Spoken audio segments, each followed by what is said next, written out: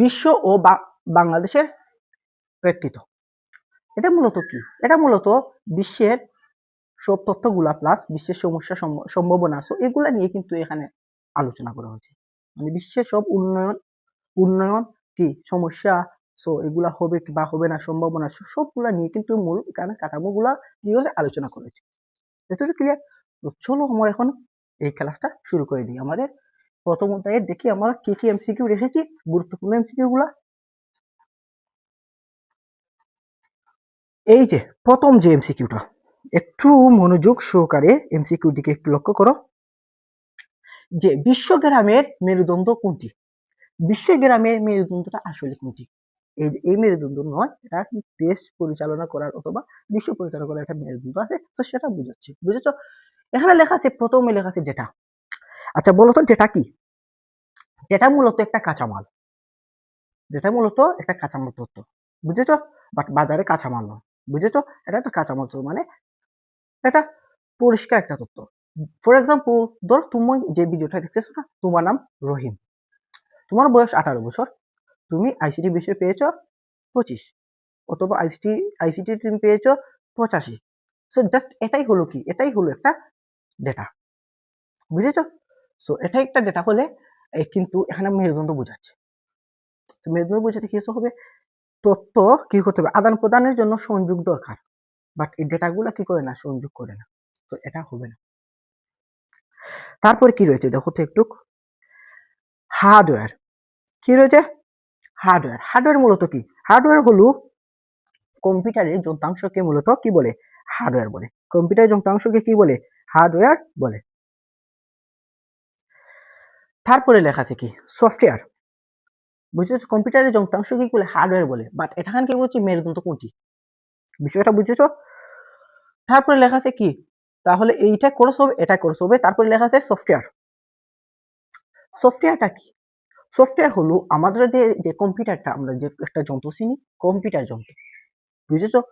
এটাকে লিড করার জন্য, পরিচালনা করার জন্য সফটওয়্যার ভূমিকা অত্যন্ত গুরুত্বপূর্ণ। সো সফটওয়্যার কিন্তু এই ডেটা বিশ্বগ্রামের মেরুদণ্ড নয়। আমি যতটুকু জানি তুমি ক্লিয়ার হয়ে গেছো। তো এখন যে এই তিনটা কিন্তু কোর্স হয়ে গেছে, এখন যে এমসিকিউটা রয়েছে সেটার দিকে একটু লক্ষ্য করো, যে কানেক্টিভিটি। এই কানেক্টিভিটি হলো কি? বিশ্বগ্রামের মেরুদণ্ড। কানেক্টিভিটি কি? কানেক্টিভিটি হলো বিশ্বগ্রামের মেরুদণ্ড। বলবেন ভাইয়া কানেক্টিভিটিটা আসলে বিশ্বগ্রামের মেরুদণ্ড কিভাবে হবে, বা এটা কি? কানেক্টিভিটিটা কি? প্রশ্নটা আসতে পারে না? ধরো তুমি কি করছো? তুমি বাসায় বসে অথবা বাড়িতে বসে, বুঝেছো? বাসা বা বাড়িতে বসে তুমি ফোনের মাধ্যমে তোমার চাচার সাথে, ধরো চাচা তোমার বিদেশ যে কোনো একটা দেশে আছে, তো তার সাথে কি করছো? ভিডিও কলে কথা বলছো। এই যে একটা ডেটার কানেকশন আছে না, তো এটাকে মূলত ডেটার কানেক্টিভিটি। আমি আশা রাখি তুমি ক্লিয়ার হয়ে গেছো। তো এটা সঠিক উত্তর হবে কানেক্টিভিটি। কি বিশ্বগ্রামের মেরুদণ্ড কোনটি? কানেক্টিভিটি। তারপরে চলে যাব আমরা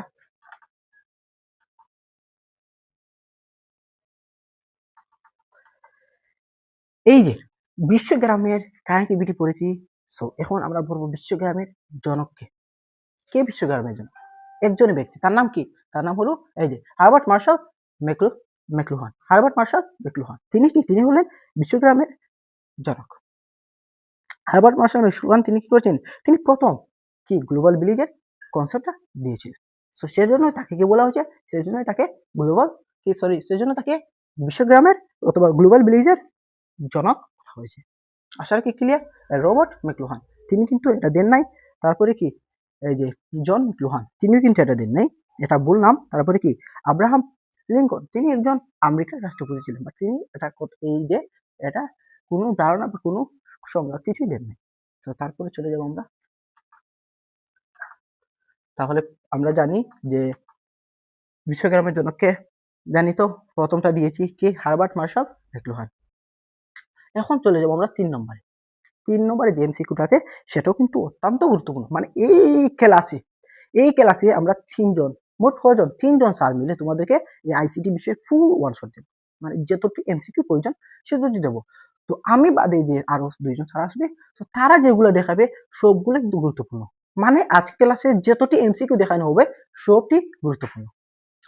তো এখন দেখো 3 নম্বরের যে এমসিকিউটা, ইন্টারনেটের মাধ্যমে কর্মস্থানের সুযোগকে কি বলে? ইন্টারনেটের মাধ্যমে কর্মস্থানের যে অপরচুনিটি আছে, মানে সুযোগটা আছে, তো এটাকে কি বলে? তো আমরা জানি ইন্টারনেটের মাধ্যমে কিন্তু আমরা অনেকেই কি করতে পারি, কোনো একটি কাজ, জব এগুলা করে কিন্তু আমরা অর্থ উপার্জন করতে পারি। তো এটাকে আসলে কি বলে? এটা তো নাম আছে এটার। So, এটা এই যে প্রথমে লেখা আছে যে ই মার্কেটিং। কি লেখা আছে? ই মার্কেটিং। ই মার্কেটিংটা আসলে কি? ই মার্কেটিং হবে এই যে অনলাইনে মাধ্যমে কর্মস্থানের সুযোগকে ই মার্কেটিং বলে? অবশ্যই না। কারণ কি? কারণ হলো ই মার্কেটিং হলো একটা বিজ্ঞাপন বা প্রচার। বলবো ভাই বিজ্ঞাপন প্রচারটা আসলে কি? তোমার হাতে অবশ্যই স্মার্টফোন আছে, যেহেতু তুমি এই ভিডিওটা ইউটিউবে দেখতেছো। তোমাকে একটা কথা বলি, তুমি এই যে ভিডিওটা যদি তুমি অনলাইনে মানে অনলাইনের মধ্যে তুমি দেখো, মানে অফলাইন ভিডিও ডাউনলোড না করে অনলাইনের মধ্যে দেখো, তাহলে তুমি দেখার মধ্যে কিন্তু এডস আসবে, এডস আসবে, বুঝেছো? সো এই এডসটাকে মূলত কি বলে? বিজ্ঞাপন বলে, বুঝেছো? সো এটাই হলো মূলত ই মার্কেটিং, এটাই মূলত কি ই মার্কেটিং। তাও যদি না বুঝো তাহলে তোমাকে বলি, ফেসবুকে কিন্তু তুমি অবশ্যই ভিডিও দেখো, ফেসবুকে যখন রিলিজ দেখো তখন দেখো এডস আসে, কি আসে? এডস আসে। সো এগুলোই হলো কি? এগুলোই হলো বিজ্ঞাপন বা প্রচার। সো এটাকে মূলত বলে কি? এটাকে মূলত বলে ই মার্কেটিং। আশা রাখি ই মার্কেটিং যদি হয় যে এই যে অনলাইনের মাধ্যমে বিজ্ঞাপন দেখাকে কি বলে? ই মার্কেটিং। মানে এখানে যতটি অপশন পড়াবো সব কয়টি কিন্তু এমসিকিউ এর মধ্যে সলভ হয়ে যাবে, বুঝেছো? সো এটা বিষয়ে যদি এমসিকিউ আসে তাহলে তুমি কিন্তু পারবে। আর পূর্বে যে আমি দুইটি দেখিয়েছি প্রতিটি বিষয়ে কিন্তু আমি আলোচনা করেছি, হার্ডওয়্যার কি আর কি আর তোমার অন্যান্য যে গুলা দিয়েছি, তো সেগুলা কিন্তু তুমি কি করবে? তুমি সুন্দরভাবে সমাধান করতে পারবে। আশা রাখি তোমার কোনো মানে তোমার ক্লাস পাওয়ার কোনো ডাউট থাকবে না, মানে সন্দেহ থাকবে না যে আমি ক্লাস পাবো না, এরকমটা না, তুমি এখান থেকেই কোয়েকশন পাবে। তারপর আছে যে ই কমার্স। এই যে ই কমার্স যেটি আছে সেটার সাথে কিন্তু আমরা সবাই কি? সবাই পরিচিত। ই কমার্সের সাথে কি? ই কমার্সের সাথে আমরা সবাই পরিচিত। বলবেন ই কমার্সের সাথে তো আমি পরিচিত না, অনেকে আছে ই কমার্স কি জানি না। ই কমার্সটা মূলত কি? ই কমার্সটা মূলত হলো অনলাইনে পণ্য কি? অনলাইনে পণ্য কেনা বেচা, অনলাইনে পণ্য কেনা বেচা। ফর এক্সাম্পল দারাজ, কি? দারাজ, দারাজ থেকে তুমি যদি একটা কোনো কিছু পণ্য প্রোডাক্ট অর্ডার করো, সো এটাকে মূলত ই কমার্স বলে। ধরো তোমার একটা শার্ট পছন্দ হয়েছে, একটা ঘড়ি স্মার্ট ঘড়ি পছন্দ হয়েছে, সো এটাকে তুমি অর্ডার করেছো। সো তারা দেখবে তুমি এই যে অনলাইনের মাধ্যমে তাদেরকে কি করেছো? টাকা পাঠিয়েছো, তারপর কি করছো?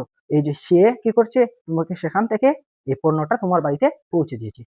ও যে একটা কি হয়েছে? ক্রয় বিক্রয় হয়েছে না? সো এটাকেই মূলত বলে কি? E commerce. That's enough. তারপরে হচ্ছে ই বিজনেস। ই বিজনেস আসলে কি? ই বিজনেস হলো ব্যবসার সব কার্যক্রম অনলাইনের মাধ্যমে পরিচালনা করা। ব্যবসার সব কিছু কার্যক্রম কি করা হয়? অনলাইনের মাধ্যমে পরিচালনা করাকে ই বিজনেস বলে। ই বিজনেস বলে। তাহলে এটাই হবে না? ই বিজনেস কিন্তু এই যে ইন্টারনেটের মাধ্যমে কর্মস্থানের সুযোগে কিন্তু ই বিজনেস বলে না। বুঝেছো? এটা ভুল, এটা ভুল, এটা ভুল। তাহলে রয়েছে আমাদের কি? আউটসোর্সিং। কি? আউটসোর্সিং। এই যে আউটসোর্সিং কি? আউটসোর্সিং হলো মূলত এই যে ইন্টারনেটের মাধ্যমে কর্মস্থানের সুযোগকে আউটসোর্সিং বলে। ইন্টারনেটের মাধ্যমে কর্মস্থানের সুযোগকে কি বলে? আউটসোর্সিং বলে। এই যে বিদেশি ব্যক্তি বা প্রতিষ্ঠানের কাজ অনলাইনের মাধ্যমে সম্পাদনা করাকে, অনলাইনের মাধ্যমে সম্পাদনা করে অর্থ উপার্জন করাকে, অর্থ আয় করাকে বলে আউটসোর্সিং বলে। ব্যাপারটা বুঝেছো? ফর এক্সাম্পল তুমি একজন গ্রাফিক ডিজাইনার, তোমাকে বিদেশিরা কি করবে? একটা ডিজাইন দেবে, তুমি এটা করে তাদেরকে দিবে, অথবা দেশের কোনো প্রতিষ্ঠান তোমাকে একটা ডিজাইন দেবে, অথবা কোনো একজন ব্যক্তি তোমাকে একটা ডিজাইন দিবে, তো সেটা করে তুমি তাকে দিবে। ভিডিও এডিটিং আর কি? ভিডিও এডিটিং আর ওয়েব ডেভেলপমেন্ট। সো এগুলো মূলত কি? এগুলো মূলত আউটসোর্সিং, মানে অনলাইনের মাধ্যমে কোন কাজ করে অর্থ উপার্জন করে আউটসোর্সিং বলে। বলে ভাই এগুলাতে তো অনলাইনের মাধ্যমে কি করা হয়? কাজ করে অর্থ উপার্জন করা হয়। এগুলা করা গেলেও কিন্তু বই পাশে আউটসোর্সিংটাই হলো কি? ইন্টারনেটের মাধ্যমে কর্মস্থানের সুযোগকে আউটসোর্সিং বলে। আউটসোর্সিং বলে। মূল ভিত্তি হলো গিয়ে এটি আউটসোর্সিং, আর এগুলো হলো শাখা।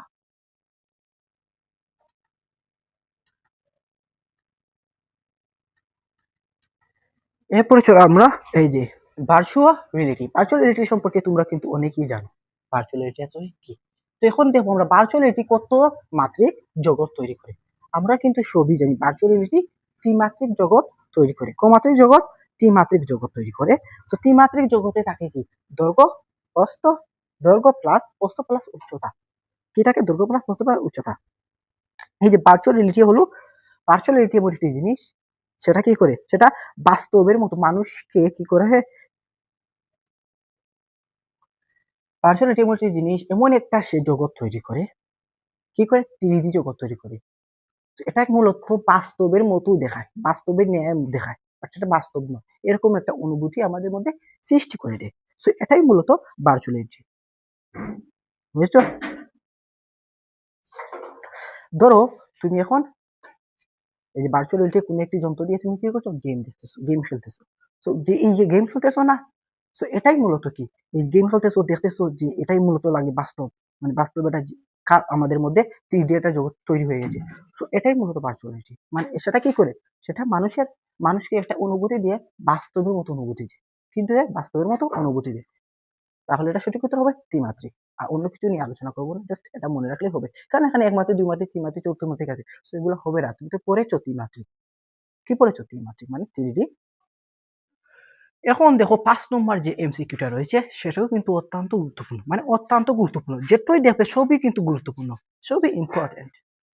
এখানে দেখেন যে কোন ক্ষেত্রে ভার্চুয়াল রিয়েলিটি ব্যবহার করা হয়। ভার্চুয়াল রিয়েলিটি ব্যবহার করার একটা ক্ষেত্র আছে, বুঝেছো? এই ক্ষেত্রে বিশেষ বিশেষ ক্ষেত্রগুলোতে কি করা হয়, ভার্চুয়াল রিয়েলিটি গুলো ব্যবহার করা হয়। সামাজিক যোগাযোগ, সামাজিক যোগাযোগের ক্ষেত্রে কি ভার্চুয়াল রিয়েলিটি ব্যবহার করা হয়? আমি বলবো অবশ্যই না, কারণ কি সামাজিক যোগাযোগ ব্যবস্থাগুলো হলো যে ফেসবুক, মেসেঞ্জার, হোয়াটসঅ্যাপ। তো এগুলা কিন্তু সামাজিক ক্ষেত্র, মানে এগুলোর মাধ্যমে সামাজিক যোগাযোগটা কি করা হয়, সম্পাদনা করা হয়, বুঝেছো?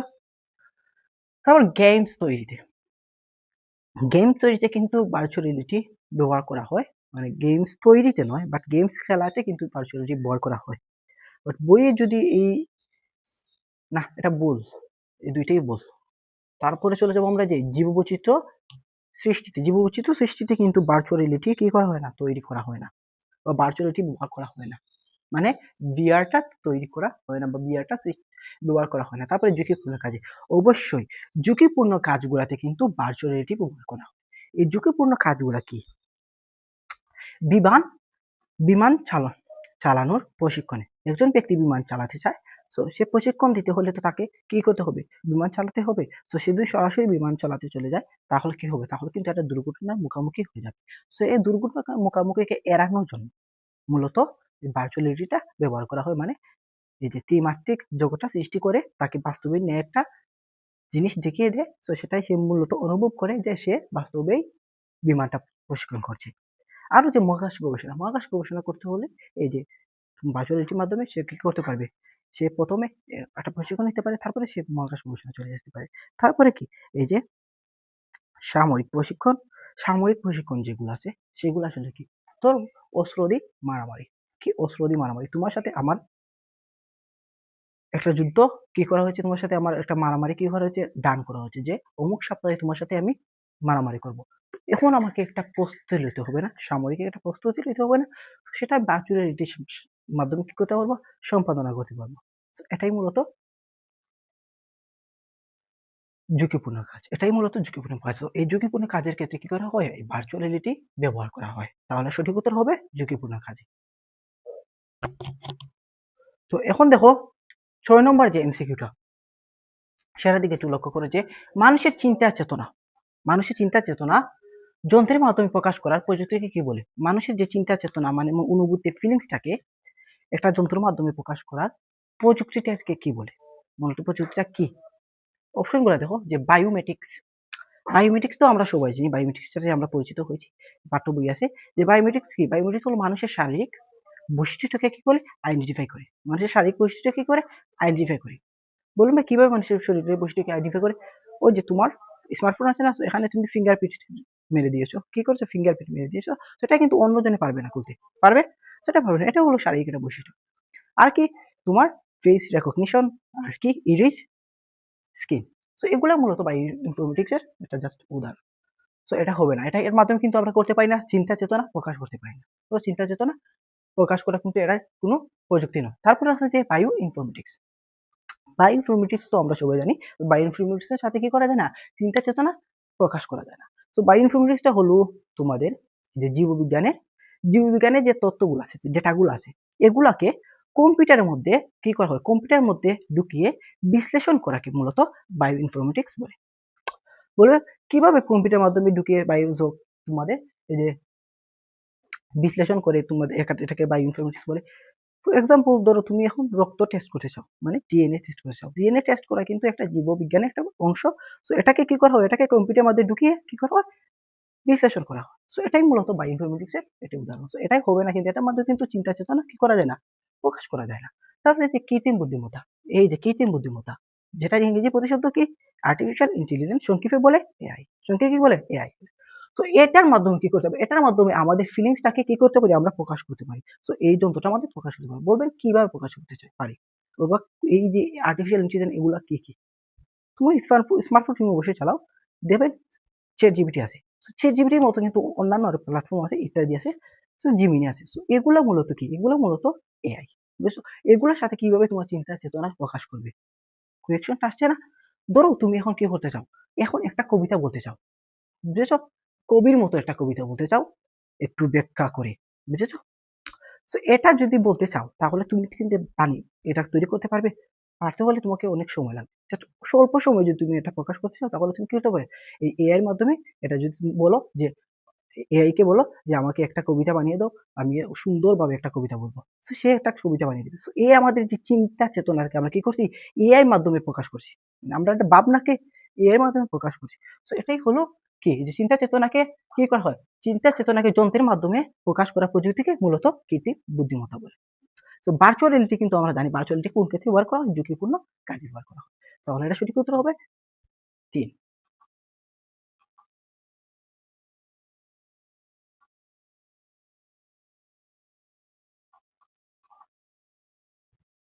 এখন দেখো 7 নম্বরে যেটি, যে কৃত্রিম বুদ্ধিমত্তা প্রধানত ব্যবহৃত হয় কোনটি। কৃত্রিম বুদ্ধিমত্তা প্রধানত ব্যবহৃত হয় কোনটি। এখানে আছে যে প্রলগ, তারপরে আছে কি PYTHON, তারপরে আছে যে HTML, তারপরে আছে যে COBOL। বুঝেছো? সো এটা কোনগুলা কিন্তু ব্যবহৃত, কোনগুলা কিসের ক্ষেত্রে ব্যবহৃত, কৃত্রিম বুদ্ধিমত্তা ক্ষেত্রে ব্যবহৃত হয়। সো এখানে লেখা আছে যে প্রথমে যে প্রলগ, এই যেটা আছে programming language. So programming language কিন্তু এই যে কৃত্রিম বুদ্ধিমত্তা বা এআই এর ক্ষেত্রে বিশেষ একটা কি, এআই এর ক্ষেত্রে বিশেষভাবে কি করা হয়, ব্যবহার করা হয়। কোনটি ব্যবহার করা হয়, এইটা প্রলগ। বুঝেছো? সো এটা ব্যবহার করা হয়। এই যে প্রো অর্থ কি, প্রো অর্থ প্রোগ্রামিং, এখানে কিন্তু বাট আছে, পাগ আছে, প্রো অর্থ প্রোগ্রামিং। আর এল ও জি অর্থ কি, এল ও জি অর্থ হইল গা লজিক। এল অর্থ জি অর্থ কি, লজিক, যেটা হলো কি, যেটা হলো প্রোগ্রামিং ল্যাঙ্গুয়েজ। সো এটা কি করা হয়, এটাই মূলত তোমার কৃত্রিম বুদ্ধিমত্তা প্রধানত কৃত্রিম বুদ্ধিমত্তা ব্যবহৃত হয়। এই যে এগুলা কিন্তু ব্যবহৃত হয় না। কি আছে যে PYTHON, সো এগুলা ব্যবহৃত হয় না। বাট এখন যে আমরা এআই গুলা ইউজ করি, আধুনিক যে এআই গুলা, তো এগুলা ক্ষেত্রে কিন্তু এটার অবদান অত্যন্ত গুরুত্বপূর্ণ, অত্যন্ত বেশি। PYTHON, এটার অবদান খুবই গুরুত্বপূর্ণ। তারপরে কি আছে যে HTML কি, HTML হলো ওয়েব পেজ, ওয়েবের ভাষা, বুঝেছো, ওয়েবের একটা ভাষা। তারপরে আছে কি COBOL, এটা কি, এটা হলো যে ব্যাংকিং বা ব্যবসার ক্ষেত্রে কিন্তু একটা সফটওয়্যার নাম, এটা মানে এটা সফটওয়্যার ক্ষেত্রে এটা ব্যবহৃত হয়। তাহলে তিনটাই হবে না, প্রথমটাই হবে। বুঝেছো? প্রথমটা কিন্তু কি হয়, কৃত্রিম বুদ্ধিমত্তা প্রথমত ব্যবহৃত হয় প্রো।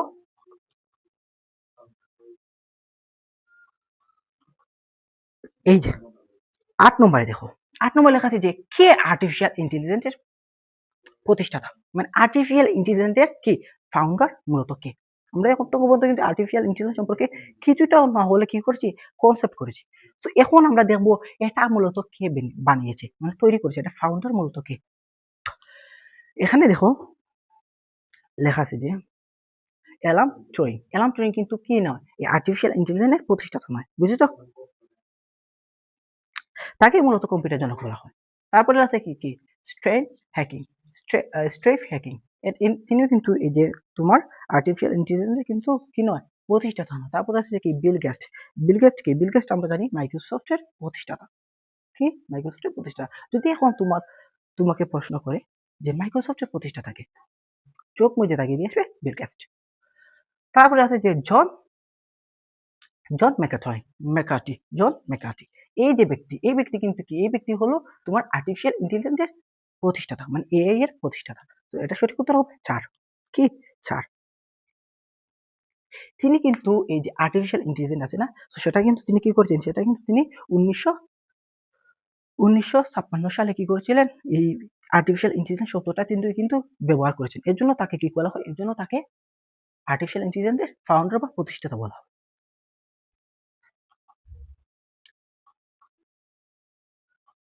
এই যে 10 নম্বরের দিকে একটু লক্ষ্য করে যে রোবটের কাজ কি, সরি 9 নম্বরের দিকে একটু লক্ষ্য করে যে রোবটের কাজ কি। রোবটটা মূলত কিসের জন্য তৈরি করা হয়েছে, সো এটা আসলে কাজটা কি।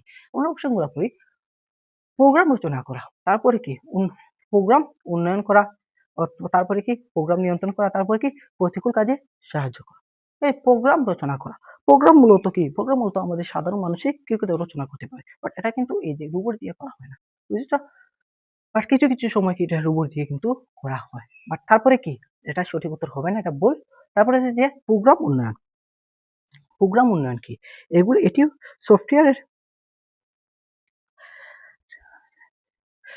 এটি হলো মূলত সফটওয়্যারের ডেভেলপারের কাজ, সফটওয়্যারের ডেভেলপারের কাজ এই যে প্রোগ্রাম উন্নয়ন করা, বুঝেছো। এটা কিন্তু রোবটের কাজের মধ্যে পড়ে না, তাহলে এই দুইটাই ভুল। তারপরে আছে যে প্রোগ্রাম নিয়ন্ত্রণ। প্রোগ্রাম নিয়ন্ত্রণ, রোবট প্রোগ্রাম অনুযায়ী কি করে, এই যে রোবটটা আছে না, তো সেটা কিন্তু একটা প্রোগ্রাম অনুযায়ী সে কাজ করে, বুঝেছো। বাট প্রোগ্রাম সে নিয়ন্ত্রণ করতে পারে না। তো বলবে কিভাবে, যখন একটা তোমার রোবট বানানো হয় তখন কিন্তু তার মধ্যে কি, তার মধ্যে একটা একটা সীমিত একটা জ্ঞান সেট করে দেওয়া হয়। তো এই জ্ঞানের মধ্যে কিন্তু সে কাজ করে, এই জ্ঞানের মধ্যে কিন্তু সে কাজ করে, বুঝেছো আশা কি। তারপরে লেখা আছে কি, তো এটা হবে না। তারপরে লেখা আছে যে প্রতিকূল কাজে সাহায্য করা। প্রতিকূল কাজে সাহায্য করা, অবশ্যই এই রোবটটা কিন্তু কি করেছে, এই রোবটটা কিন্তু প্রতিকূল কাজে সাহায্য করার জন্য বানানো হয়েছে। বলুন ভাই প্রতিকূল কাজগুলো কি। ধরো যে জায়গায় গেলে, জাস্ট এক্সাম্পল বুঝো, সহজ ভাবে বলতেছি, যে জায়গায় গেলে মানুষের ক্ষতি হবে, তবে যে জায়গায় গেলে কোন একটি জিনিসের বিরাট ক্ষতি হয়ে যাবে, বুঝেছো। সে কাজে যে যন্ত্রটা ব্যবহার করা হয় সেটা হলো রোবট, বুঝেছো। ধরো কি তোমার বাড়িতে আগুন লেগে গেছে, তো এখানের ভিতরে যদি এখন ফায়ার ফাইটার কিন্তু আগুন নেয় ফায়ার সার্ভিস দিয়ে, বুঝেছো। বাট এখানে যদি আমরা রোবটটা দিয়ে দিই তাহলে কিন্তু ঝুঁকিপূর্ণটা কমে যাবে, ব্যাপারটা এটাই।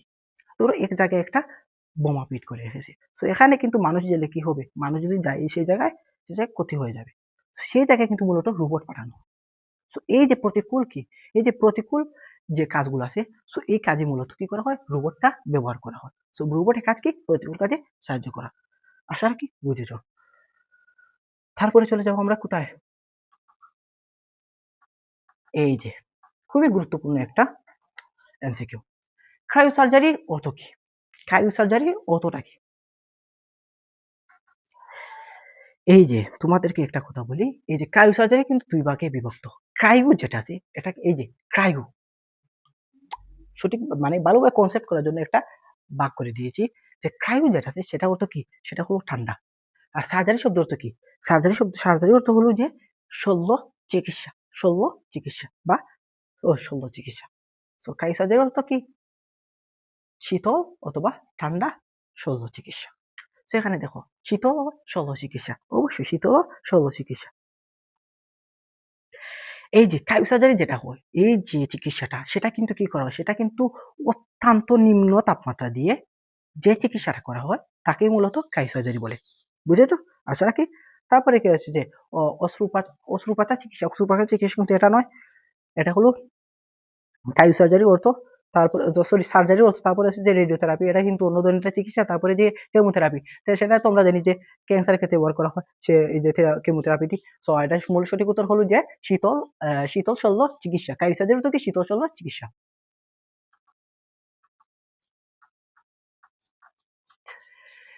এই যে এখন যে ক্রায়ো সার্জারিতে কুলিং এজেন্ট হিসাবে কি ব্যবহার করা হয়, ক্রায়ো সার্জারিতে কুলিং এজেন্টটা মূলত কি হিসাবে ব্যবহৃত করা হয়, ড্রাই আইস। ড্রাই আইস যেটা আছে সেটা কিন্তু অত্যন্ত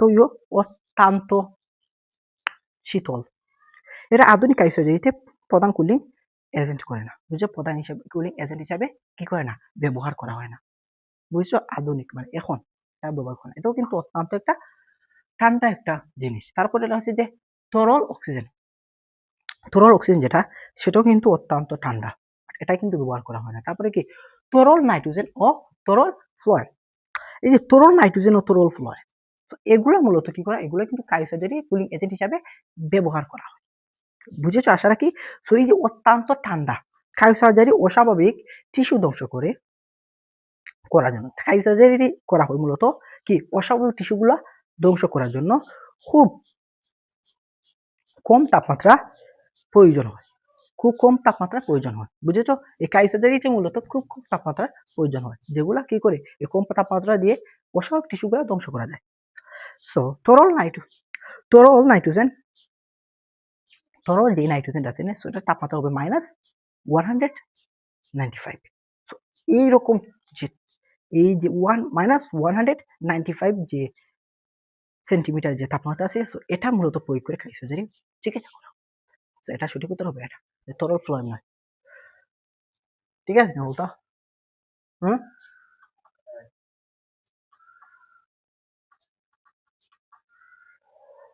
এরপরে দেখো যে বায়োমেট্রিক্স প্রযুক্তি কোন ক্ষেত্রে ব্যবহার করা হয়। বায়োমেট্রিক্স প্রযুক্তি কিন্তু এর বাইরের দিকে একটু তাকাও।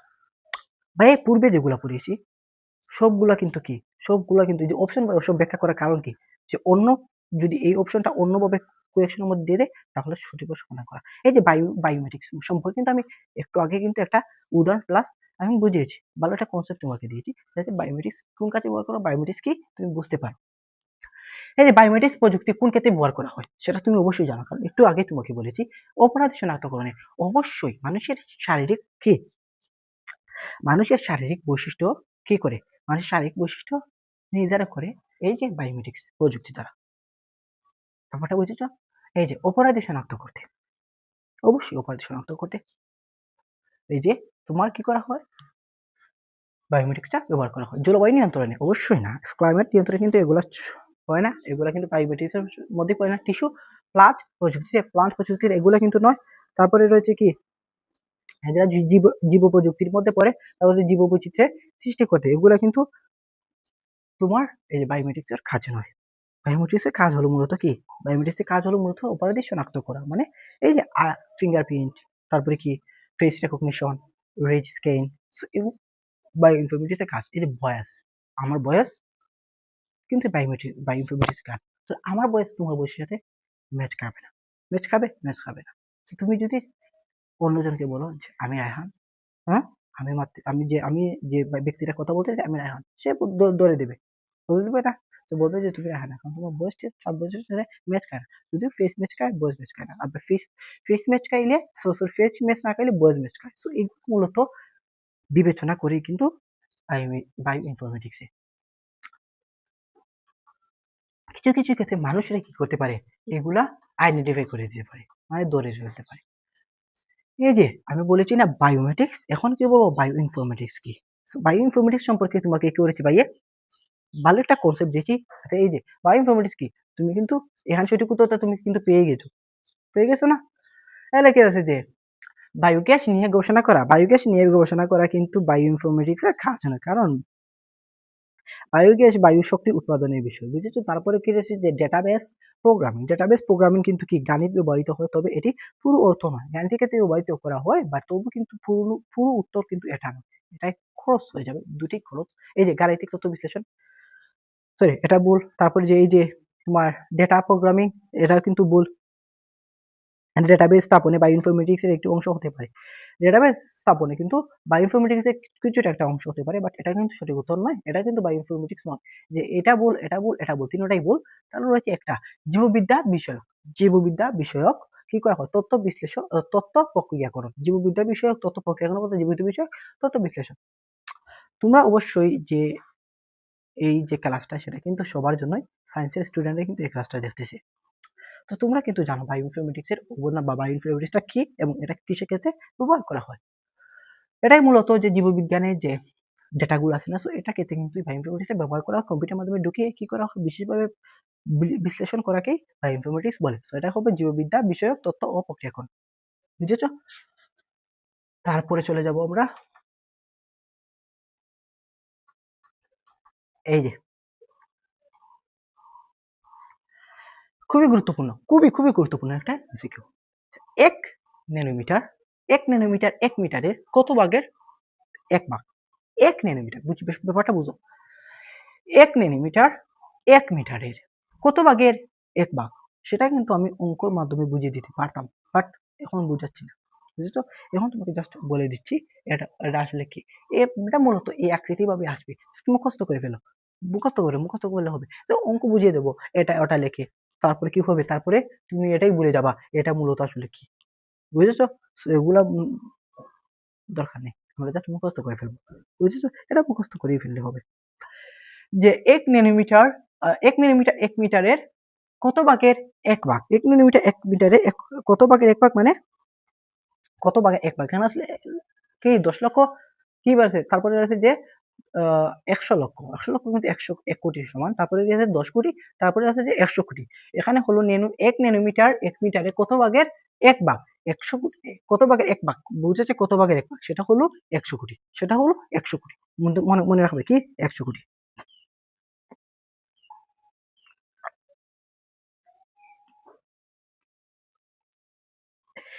এই যে 1 মিটারকে বলে দেই, তোমাকে ভালো একটা কনসেপ্ট দিতে হবে, তা না হলে এটার মধ্যে ভাই বলেছে মুখস্থ করে ফেলতে হবে না। 1 মিটারকে 100 কোটি, 1 মিটারকে 100 কোটি ভাগ করলে, 1 মিটারকে যদি 100 কোটি ভাগ করো তাহলে কি, তাহলে 1 ন্যানোমিটার পাওয়া যাবে। সো এটা মূলত এই যে 1 ন্যানোমিটার পাওয়া যাবে। সো 1 ন্যানোমিটার কত ভাগের 1 ভাগ? 100 ভাগের। এই যে আমরা 100 ভাগ করছি না, সো 100 ভাগ কত ভাগের 1 ভাগ? 100 ভাগের, 100 কোটি ভাগের। 15 নম্বর এমসিকিউটা দেখো, কাকে ন্যানো প্রযুক্তির জনক বলা হয়? এখন তো একটু আগে আমরা ন্যানো প্রযুক্তি জেনেছি, যে ন্যানো প্রযুক্তির কিছু বৈশিষ্ট্য জেনেছি, এখন আমরা বলবো এই যে ন্যানো প্রযুক্তির জনক কে, কে ন্যানো প্রযুক্তির জনক?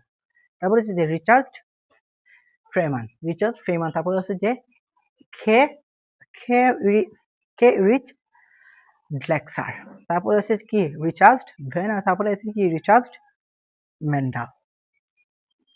এই ন্যানো প্রযুক্তির জনক হলো রিচার্ড ফেমান। সো এই যে ব্যক্তি রিচার্ড ফেমান, তিনি কিন্তু ন্যানো প্রযুক্তির কি জনক। তিনি কি করেছেন, তিনি 1959 সালে, 1959 সালে তার বিখ্যাত একটা বক্তব্যের মধ্যে কি করেছিলেন, বিখ্যাত একটা বক্তব্যের মধ্যে একটা লাইন বলেছিলেন, সেই লাইনটা হলো কি, this this plenty of room in at the bottom. এই কথার মাধ্যমে কিন্তু ন্যানো প্রযুক্তির ধারণা বৃদ্ধি করে, ন্যানো প্রযুক্তি কি করে, ধারণাটা বৃদ্ধি করে এই কথার মাধ্যমে। সো তাই বলা হয় তাকে কি, তাই এই জন্য তাকে বলা হয় কি, এই জন্য তাকে ন্যানো প্রযুক্তির জনক বলা হয়, তাকে কাকে, রিচার্ড ফ্রেমানকে। এটা মনে রাখবে, এটা পরীক্ষা আসতে পারে, কি বলতে পারে, আসতে পারে, দেখেছি এগুলো আসে, যেতগুলো আছে সবগুলো কিন্তু আসে, ও খুবই গুরুত্বপূর্ণ এগুলো।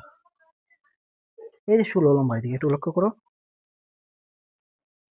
যে অন্যের লেখা, এই যে খুবই গুরুত্বপূর্ণ একটা জিনিস, অন্যের লেখা গবেষণালব্ধ তথ্য নিজের নামে চালিয়ে নেওয়াকে কি বলে?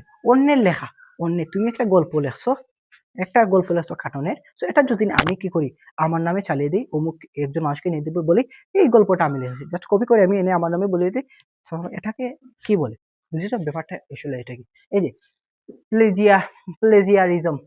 প্লেজিয়ারিজম, মূলত কি বলে, প্লেজিয়ারিজম যেটা আছে সেটাই মূলত এটা, যে অন্যের কোনো তথ্য নিজের নামে চালিয়ে নেওয়াকে কি বলে, প্লেজিয়ারিজম বলে।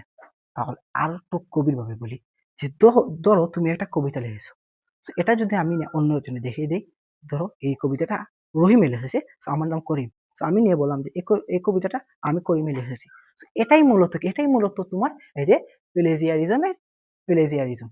তোমার কি লেখা আছে প্রশ্নের মধ্যে, একটু প্রশ্ন বুঝো, যে অন্যের লেখা গবেষণা কোনো কিছু গবেষণা করছে, তথ্য নিজের নামে চালিয়ে দেওয়াকে কি বলে, নিজের নামে মানে আমার নামে, যেটা আমি লিখেছি, সো এটা সে কয় দেখে লিখতো, সো এটা কি বলে, প্লেজিয়ারিজম বলে। এই যে পাইরেসি বলে না, তারপর হ্যাকিং বলে না, সাইবার বলে, এটা মূলত অন্য একটি কাজ, বুঝেছো? সো এগুলো বলবো পরে, এগুলো এক একটা মেবি আসিম এমসিকিউ। তো এখন দেখো বহুপদী, খুব গুরুত্বপূর্ণ, যে ন্যানো টেকনোলজির সাথে সম্পর্কযুক্ত হচ্ছে, ন্যানো টেকনোলজির সাথে সম্পর্কযুক্ত কি, ন্যানো টেকনোলজির সাথে সম্পর্কযুক্ত পদার্থ বিজ্ঞানে রয়েছে, তারপরে কি রয়েছে, এই যে কম্পিউটার বিজ্ঞানে রয়েছে, মানে কি কম্পিউটার বিজ্ঞান হলো যে কম্পিউটার সায়েন্সের রয়েছে, তারপরে কি রয়েছে জীববিজ্ঞানের রয়েছে। তিনটার কিন্তু সম্পর্ক রয়েছে কার সাথে? ন্যানো টেকনোলজির সাথে রয়েছে। তাহলে সঠিক উত্তর কি হবে? 3। সঠিক উত্তর 3, মানে 3টি।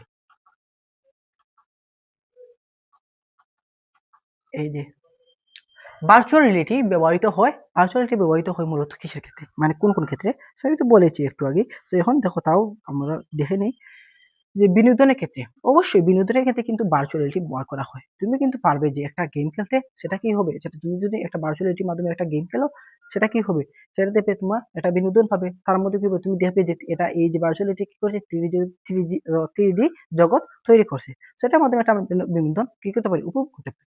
সেটার ক্ষেত্রে কিন্তু ব্যবহার করা হয় বিনোদনের ক্ষেত্রে। তারপরে হচ্ছে কৃত্রিম অনুভূতি সৃষ্টিতে, কৃত্রিম অনুভূতি সৃষ্টিতে কিন্তু কি করা হয়, এই যে ভার্চুয়াল রিয়েলিটি কি করা হয়, ব্যবহার করা হয়। কৃত্রিম অনুভূতি বলতে পারো কি, ধরো যে বলছি না, একটু আগে বলেছিলাম না, যে একটা গেম খেলতে চাও, তো সেটার মধ্যে তোমাকে বাস্তবের মতো একটা কিছু দেখাচ্ছে, সো এটাই মূলত কি কৃত্রিম অনুভূতি। মানে কি ত্রিমাত্রিক ডিজাইনে, অবশ্যই ত্রিমাত্রিক ডিজাইনে কিন্তু কি করা হয়, মানে 3D মডেল ডিজাইনে ভিআরটা কি করা হয়, ব্যবহৃত করে। ভিআর মানে কি, ভার্চুয়াল রিয়েলিটি। তো তাহলে এর সঠিক উত্তর কি হবে, তিনটাই। তিনটাই কোথায় আছে, এই যে 3টি।